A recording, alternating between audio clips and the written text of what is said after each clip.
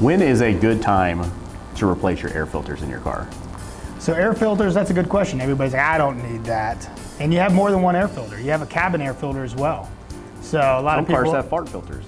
Oh my gosh, a fart filter. If any car needs one, it would be yours.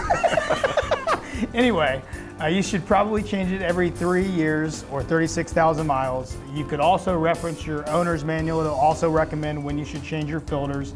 Not only your cabin air filter, but in your cabin air filter, your vehicle air filter. Obviously you got oil filters and things like that, but filters are important.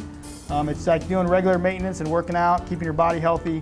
You change these type of things to make sure your car is healthy, because your car needs to be able to breathe clean and fresh air, just like you want to breathe clean and fresh air, and that's what the cabin air filter is. So if you're in your compartment of your vehicle where you're driving and you start, air is a little musty, or it feels constricted or whatnot, you may want to replace the cabin air filter as well.